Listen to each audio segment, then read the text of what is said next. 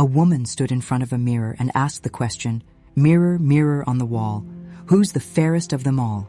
The mirror said, "Oh, honey, the fairest? You? Sweetheart, the only thing fair about you is how you treat your reflection, like a crime scene. Let's break it down. Hair? Looks like a raccoon lost a fight with a lawnmower and glued the evidence to your scalp. Body? Girl, you move like you're smuggling bowling balls under that sweater. Commit to the chaos or hit the gym. Pick a lane. Face? The bags under your eyes have more luggage than an airport carousel. And that natural glow? Babe, that's just the lighting hiding the fact you cried into a bag of crisps last night. But sure, keep asking me, a literal piece of glass with commitment issues. Who's the fairest? Spoiler, it's the filter on your ex's new girlfriend's Instagram. Now go touch some grass before you manifest a unibrow out of sheer self-pity. The woman stares, half laughing. Well, that escalated quickly. Okay, let's be honest. That mirror's voice? It's not just a joke. It's the same soundtrack that plays in millions of women's heads every single day. We laugh because it's ridiculous, but deep down we know it's familiar. The mirror isn't cruel. It's just repeating everything the world has whispered to us since we were little. Magazines, adverts, filters, opinions, layer after layer until that voice started sounding like our own. This episode isn't really about the mirror at all. It's about the programming behind it and how to rewrite it. So let's take a breath wipe off the fog and start looking at what beauty actually means beyond the glass, beyond the noise, back to truth. They didn't always sell beauty the way they do now. Once upon a time, a wrinkle was a memory, a line drawn by laughter or by weather and work. But somewhere between post-war posters and glossy magazines, someone realized you could make a fortune convincing women they were broken. Advertising learned a new trick. If you invent a flaw, you can sell the cure. Dry skin became a crisis, gray hair a moral failure, softness a sin. Every decade rewrote the rules. The 50s told women to stay delicate. The 70s told them to be free. The 90s told them to be thin. And social media told them to be all of it at once. No wonder we're exhausted. The industry didn't just sell products, it sold mirrors that only reflected lack. Buy this and you'll feel worthy became the quiet gospel of modern womanhood. Even language changed, flawless, ageless, anti-wrinkle, each word pretending to be a compliment, while whispering that time itself is an enemy. And so the mirror learned the script, repeating back the slogans until they sounded like thoughts. The tragedy is, most of us believed it. We learned to apologize for taking up space, to hide our joy lines with concealer, to mistake approval for love. Whole generations of women grew up fluent in self-correction, but barely conversational in self-kindness. Pause a moment. Think of how many hours we've lost to mirrors, to fixing, comparing, erasing, when we could have been living. But here's the truth the adverts forgot to print. You were never the problem. The problem was profitable. So today we start remembering what our grandmothers knew before the billboards came, that beauty was never something you earned, it was something you already carried.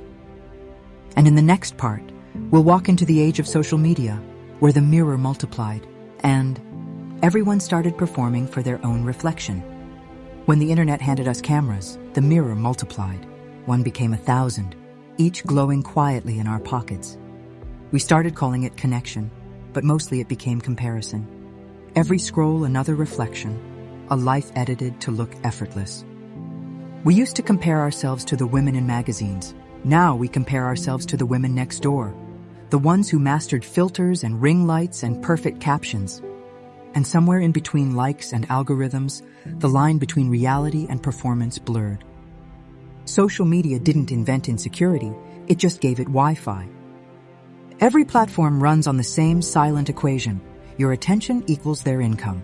The longer you look, the smaller you feel, the more you buy.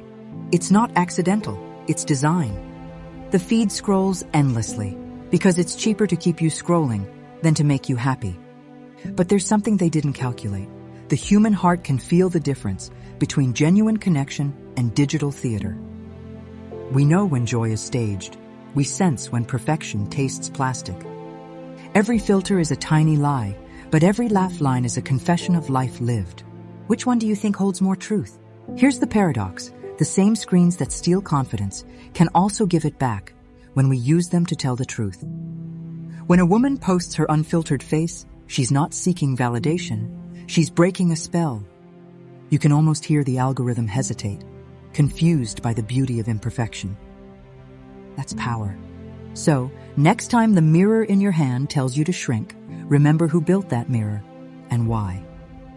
Then close the app, step into real light, and notice how much softer the world looks when you stop competing with pixels. Because comparison is a thief, but awareness is a locksmith. And the key has been in your hand this whole time. Stay with me because next we'll look at what all this comparison costs us, emotionally and physically, and how to start healing from the inside out. Comparison isn't harmless, it's quiet self-exhaustion. Every time we measure our lives against someone else's highlight reel, a little piece of peace disappears. You start the day fine, then you scroll, and suddenly your kitchen looks small, your job feels pointless, your body wrong. You didn't change, the lens did. Psychologists call it upward comparison, but to most of us it just feels like failure in HD. Your brain can't tell the difference between threat and judgment, so every scroll releases a hit of stress hormones, like you're in a race you never signed up for. And that stress has a cost. It dulls creativity, kills rest, and whispers that your worth is conditional. That voice in the mirror, it gets louder every time we believe that lie. We start performing instead of living, smiling through burnout, posting through tears, wearing confidence like armor while we crumble underneath. The body can't keep pretending forever. It breaks in subtle ways first. The headaches, the sleeplessness, the ache that has no name. Then comes the emotional fatigue, that quiet emptiness where joy used to live. We call it stress, but it's actually self-betrayal, the distance between who we are and who we think we should be. But here's the truth, most timelines won't tell you. There's nothing wrong with you for feeling tired. The world asks too much and applauds too little. We were never designed to compete with everyone at once. So when you feel that heaviness, don't add guilt to it. Let it be a signal, not a sentence. It's your soul saying, enough, take the pressure off. You don't need to optimize your existence. You need to experience it. To sit in the sunlight without turning it into content. To breathe without branding it self-care. The truth is, peace doesn't photograph well, but it feels incredible. In the next segment, we'll talk about the masks we wear to hide all this pain and how to start taking them off. We all wear them, some made of makeup, some made of manners, some stitched together with, I'm fine. The mask starts innocent, a bit of polish to face the world, a smile to make others comfortable. But over time, the smile becomes a survival tool. It stays on even when we're breaking. Ask a woman how she is, and she'll often answer, busy. Busy has become the acceptable disguise for pain. If you're busy, you're productive. And if you're productive, maybe no one will notice you're falling apart. We wear the good friend mask, the good mom mask, the career woman who never cracks mask. Each one protecting us from judgment, but also from intimacy. Behind every perfect selfie, there's usually a sigh. Behind every flawless routine, a pile of unwashed thoughts waiting to be tended. The mask whispers, don't let them see the mess. Oh, but here's the irony. The mess is the most human part of you. It's where empathy grows. Masks have their uses. Sometimes they help us feel safe, but the danger is forgetting to take them off. When the mask becomes your face, you start to lose your reflection. Real connection can only breathe in honesty, and honesty needs air. It's okay to be the one who says, I'm not okay today. It doesn't make you weak, it makes you real. And the moment you drop the mask, you give everyone around you permission to do the same. That's how communities heal, one honest breath at a time. So if today your smile feels heavy, set it down for a while. The world won't end if you rest. You might just find your own face again. Stay with me because next, we'll talk about what happens when we finally stop performing and start rebuilding self-worth from the inside out. Every woman I know owns a mask. Some have whole collections. We learn early which one to wear for which room. The pleasant smile for the office, the patient nod for family, the brave face for friends who call us strong. And somewhere beneath all those layers, a quieter self waits to exhale. Masks start as protection, a way to keep the world from seeing our raw edges. but wear them too long and they start to shape the skin underneath. We pretend we're fine because fine is easier than explaining why we're not. We laugh too loud so no one hears the tired behind it. We post quotes about resilience while wondering when rest stopped being allowed. But here's the secret about masks. They don't just hide pain. They block connection. No one can love what we never show. And eventually the weight of pretending becomes heavier than the truth itself. So how do we begin to take them off? Gently, with honesty and a little humor. Start small, admit you're tired, say you don't have it all together. Watch how relief replaces judgment in the eyes of people who hear you. Because the moment one woman removes her mask, it gives permission for others to do the same. That's how healing spreads, not through perfection, but through permission. And sometimes the bravest thing you can do is to stop performing happiness and start practicing it. So tonight, when you stand in front of the mirror, ask yourself, who am I? Beneath the roles, beneath the expectations, beneath the need to appear okay. Then take a breath and answer honestly. That answer, the one you whisper when no one else is listening, is the beginning of freedom.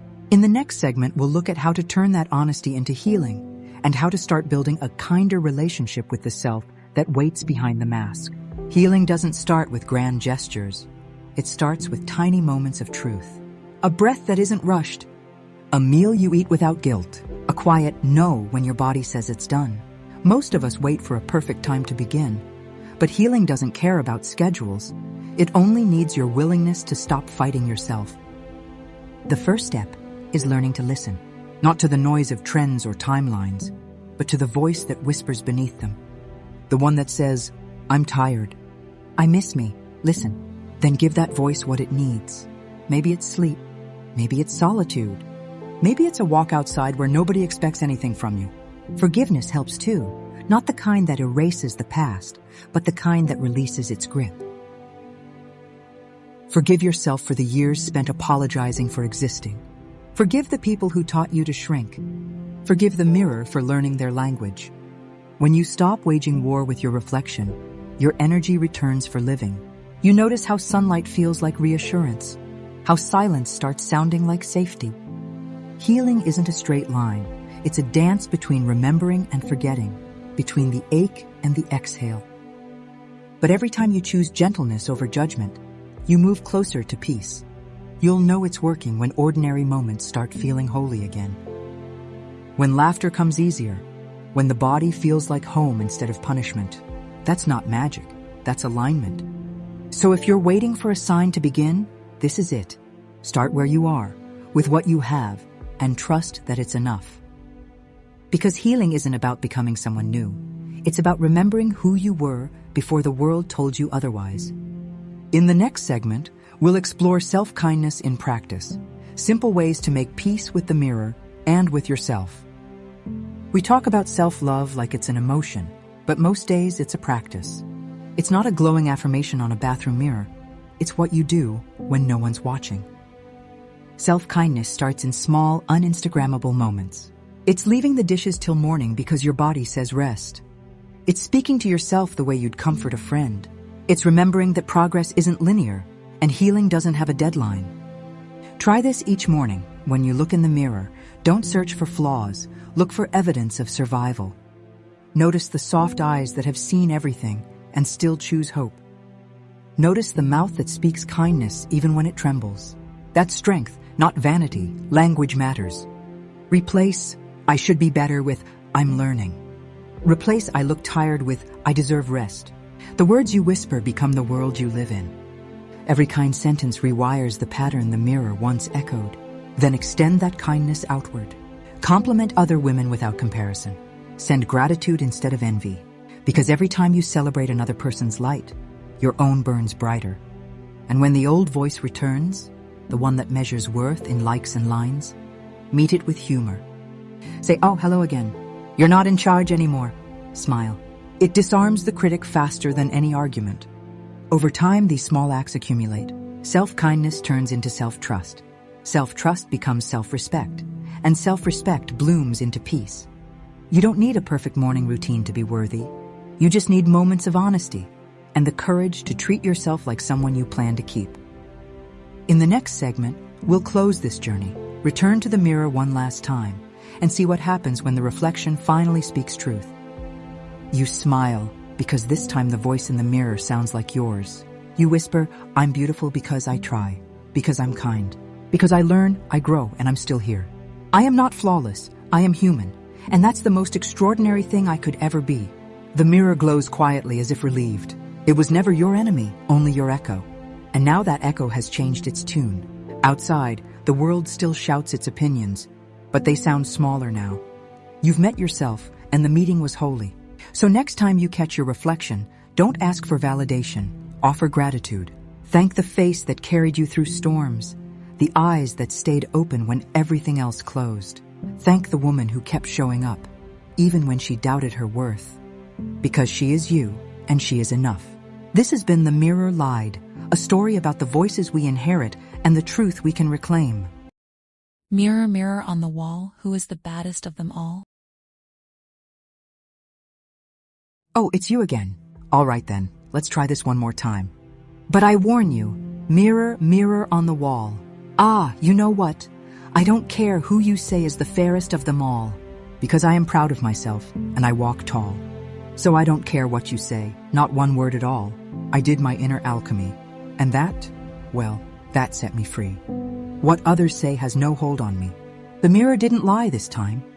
It simply said, you have been carrying someone else's reflection, one of self-doubt and online validation.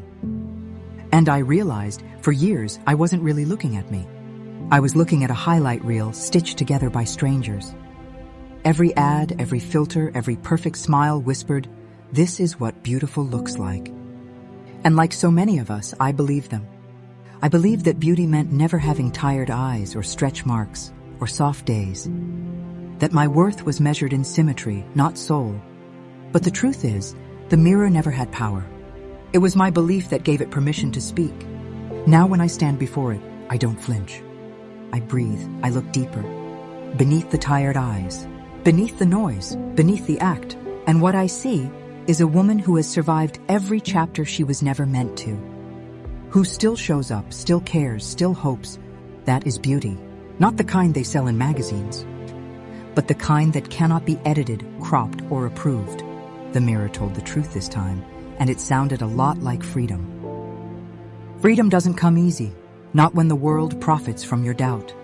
Every screen, every scroll, every ad whispering, you could be better if you just lost the weight, if you just bought the cream, if you just stayed quiet and smiled more. But here's the truth nobody sells. There's no profit in your peace. Because a woman who likes herself can't be controlled. So unlearning begins with silence, turning down the volume of the world and listening for your own voice again.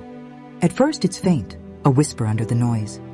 You'll doubt it, ignore it, scroll past it, but it will keep calling, softly, kindly, come home. That's the moment the healing starts. Not in the face masks or affirmations, but in the raw honesty of admitting, I don't have to be everything to be enough. You start seeing patterns, how every beauty secret was really a leash, how every trend was designed to keep you chasing something that was already within you. And as you unlearn, the noise gets quieter, the mirror gets clearer, and for the first time, you start recognizing yourself, not as an image, but as a soul in motion. We all wore it, didn't we? The mask. The polite smile that said, I'm fine, when inside we were crumbling like old wallpaper. We wore it at work, in relationships, even at home when no one was watching. Because somewhere along the line, we were taught that honesty made people uncomfortable. That vulnerability was weakness, and strength meant silence. But the truth is, the mask was heavy. It pressed against the skin until we forgot what breathing felt like. We smiled when we were tired, agreed when we wanted to scream, and apologized for simply existing out loud. It's exhausting, pretending to be whole, while trying not to fall apart. But here's the beautiful irony. The moment you drop the mask, you don't lose yourself, you find yourself. The tears that fall aren't failure, they're freedom. You start laughing differently, softer, realer, louder. You look in the mirror and see someone human again, and slowly you realize perfection was never the goal. Presence was. Because when the mask slips, your light finally gets the room it always needed. At some point, You stop waiting for the world to approve your reflection. You stop asking permission to feel beautiful. And you simply decide, this is me. The laugh lines, the scars, the soft edges, they're not flaws. They're timestamps of a life lived fully. You look in the mirror, and instead of scanning for damage, you start searching for truth. That spark in your eyes, it's not an accident. It's your soul, waving hello through the glass. Reclaiming your reflection isn't about changing the image. It's about changing the meaning. It's remembering that beauty was never supposed to be about comparison. It was supposed to be about connection. When you finally see yourself clearly, you realize how many years you've spent trying to earn love. That was already yours. You stop chasing approval because peace feels better than validation ever did. And the mirror, once your greatest critic, becomes a friend who simply says, I see you now. You smile, not because you're perfect, but because you're present. Because you made it here. Perfection was never real. It was written, edited, filtered, and sold. The world taught us that good enough was dangerous because peace doesn't sell products. But insecurity, that's $1 billion industry. Every commercial, every scroll, every subtle comparison was code. A psychological program designed to keep you buying, not just things, but identities. They told us to highlight, contour, correct, as if existence itself needed editing. They turned our faces into battlegrounds and our bodies into currency. We learned to apologize for growing older, for being tired, for being real. But perfection, it's a moving target. You'll never reach it because it was designed to keep running. And the cruelest part is that when you chase perfection long enough, you forget how to feel alive. You stop dancing because you're worried how it looks. You stop laughing too loud because someone might stare. You shrink to fit the box and call it confidence. But once you see the code, you can rewrite it. You can choose presence over polish and peace over performance. Perfection loses its power the second you realize it was never yours to chase. When the world gets loud, the quiet voice inside you waits. It never shouts. It never begs. It simply whispers, remember. Remember who you were before the noise taught you how to doubt, before the mirror became a scoreboard, before you traded wonder for worry. That voice, it speaks in feeling, not words. It hides in the moments you pause. When you breathe a little deeper, when you walk outside and notice the sky again, it says, you don't need to try so hard. You don't need to earn what already belongs to you. You were made from the same light you've been searching for. And when you start listening, your body relaxes. Your heartbeat slows, the fog lifts. You realize that healing was never about fixing yourself. It was about remembering yourself. Every time you honor that voice, you reclaim a piece of peace the world tried to steal. And the mirror, it begins to quiet too. It starts reflecting not what you look like, but how you feel. The mirror used to test me, now it teaches me. It doesn't ask, who is the fairest of them all? It asks, who are you becoming today? Some mornings I see strength. Other days I see exhaustion. Both are honest. Both are holy. The mirror teaches me that self-love isn't a destination. It's a daily practice of grace. Some days it looks like brushing your hair and whispering, I'm trying. Other days it's letting the tears fall, without apology. It reminds me that growth isn't glamorous. It's messy, it's tired, it's real. It shows me that beauty was never about smoothness, but about the courage to stay soft in a hard world. Now, when I look into the glass, I don't see what's missing, I see what's here. The laughter lines from years of trying, the eyes that have seen too much but still choose wonder. The mirror teaches patience, and patience teaches love. Because once you stop trying to fix the reflection, you finally start loving the person it reveals. Truth, the mirror, finally told the truth. It wasn't about beauty. It was about being. It whispered, you are not broken, you are becoming. And in that moment, I understood. All the years I spent chasing perfection were just lessons in remembering presence. The mirror didn't change. I did. I stopped asking for validation and started giving myself permission. To rest, to feel, to age, to begin again. The reflection staring back at me now isn't trying to impress the world. She's trying to bless it. She smiles, not because she's flawless, but because she's free. Free from comparison, free from the noise. free from needing to prove anything. She knows who she is, and that knowing shines louder than any filter ever could. The mirror told the truth, and it sounded like love. So if you're listening to this, and you've ever doubted the person you see, I hope you stand before your own reflection tonight and whisper softly, I see you. I forgive you, and I love you, because that's where it all begins. Not in the mirror, but in the moment you remember who you've always been. If this message found you, it was meant to. This is Valkyrie. Thank you for stopping by. If this touched your heart, please share it with someone who needs to remember their light. Don't forget to like and subscribe, it's free, and helps get these words to the ones who need to hear them.